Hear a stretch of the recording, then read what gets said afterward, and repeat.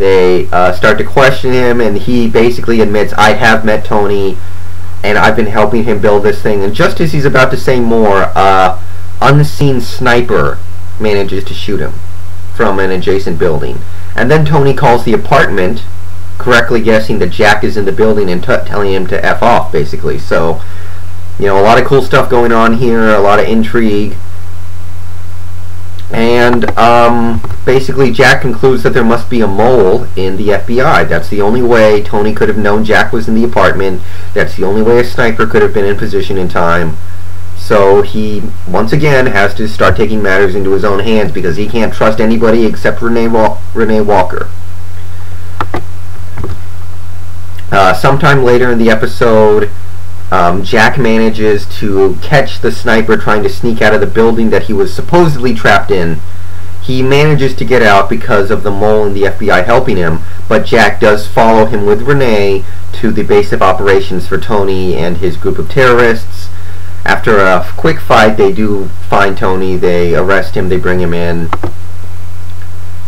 It's some cool stuff. It's a good first 2 episodes, definitely. I was definitely digging it.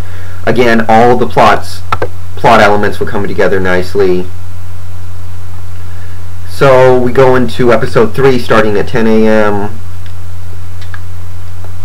Man, I'm going on for a while, but we got basically what amounts to 6 episodes, so it's going to take a while. Anyway, Tony Almeida is brought into the FBI. You know, Jack is trying to keep everything away from as many people as he can because of the mole. And during the interrogation, Tony gets on Jack's nerves, so Jack starts beating the crap out of him. And right when Jack is about to be pulled away for, doing the very thing that has him in trouble in the first place, Tony gives him a code word. And after Jack is pulled out of the interrogation room and sent somewhere else, via the code word, he calls a specific phone number. According to an old CTU rulebook regulation or something, if an agent gives you this code word, you call this phone number. He does, and guess who answers? Bill Buchanan is back, and this was cool. This is great for us 24 fans. Bill Buchanan is one of the coolest characters on 24 ever, in my opinion, and he's working with Chloe O'Brien, so CTU is not completely done. The only 2 people working on this are Bill and Chloe. It's a lot like John Travolta's group in Swordfish. In the way that they work, they have nothing to do with the government because they know that the government's corrupt. They know that there are a bunch of high-ranking officials that are in fact working with the rebels in Africa and all that. So yeah. And they reveal that Tony is actually working undercover, trying to get to the basically, it's a little complicated, but basically Tony is not a terrorist. He was doing all this so he could get close to the African rebels, so he could do something about it. He was working for Bill and Chloe all along. So, all that being said, now it's up to Jack to get Tony out of custody and back undercover so he can finish his mission, get close enough to the relevant people involved in the African rebellion to, put an end to it. Basically, that's what's going on. So he basically kicks a bunch of ass. It's a lot like Splinter Cell or Metal Gear Solid, if you've ever played those games. Gets Tony out miraculously, gets him out of the building, meets up with Bill and Chloe, and they, have a conversation.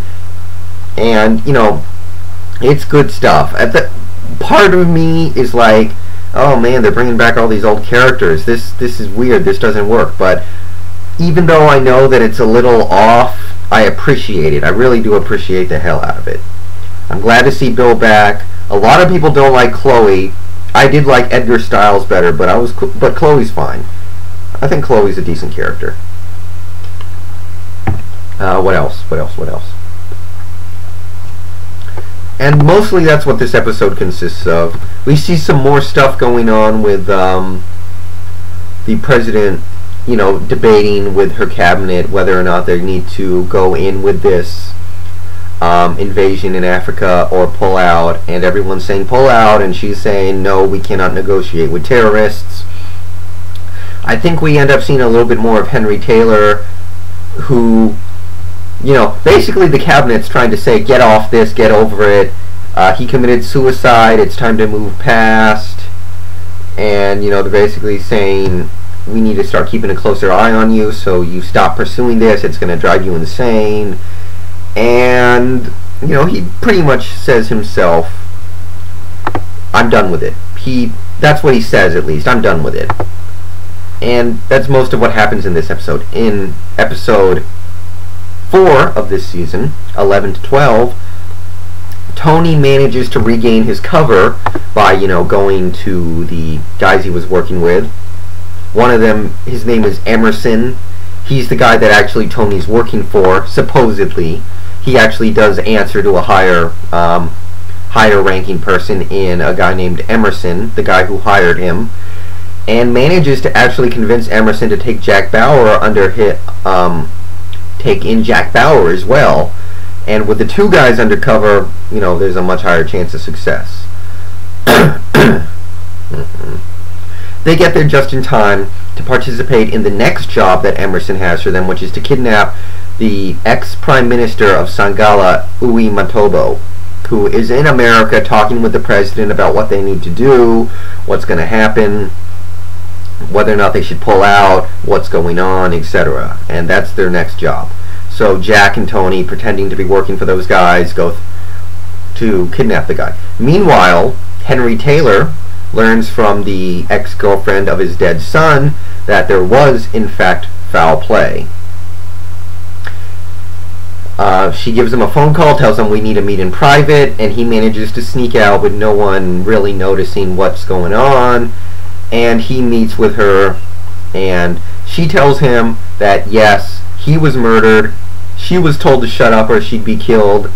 He was murdered to cover up a conspiracy that linked members of the Taylor administration and the FBI and etc. to the Colonel Dubaku threat in Africa. So the husband's conspiracy theories are confirmed. We don't quite know what he's going to do with this information, but he is provided with some empirical proof of it. We don't quite know what's going to happen to him yet. Meanwhile, the ex-Prime Minister of Sangala manages to lock himself in a safe room that, you know, there's no way in. So Jack, Tony, and the other terrorists are trying to figure out a way to get in. That's basically where the episode ends. And we now know that the U.S. has 1 hour to decide if they're going to pull out or stay in. If they, to do what Dubaku demands, you know, pull out of this area by this time, they need to pull out by 1 p.m. And at the end of this episode, it's 12 p.m. And that's basically what's going on in 24 right now. I like what I see. Really good first 4 episodes. You know, at first it looked like we were gonna get a total reboot with totally new characters, and then they slowly start bringing Tony back. They bring Bill back. They bring Chloe back. So it's good. Lots of twists. Lots of cool stuff going on. My hope is they don't bring the Chinese back into it, because they don't need the Chinese. What they have working right now is perfectly fine. So you know, nothing against the Chinese. I thought they were a decent set of characters in season 6 and, you know, even previous seasons, but let's just stick with what we got. I don't know where we're going with this, but I think it's going to be a real good season. If you guys like 24, holla back. God, that sounds awful coming from me, but let me know what you guys thought of it. I think this has a chance to be the best 24 season since probably the first, or I guess the 4th was really good too, actually. So let's see what it's going to be. See you guys later.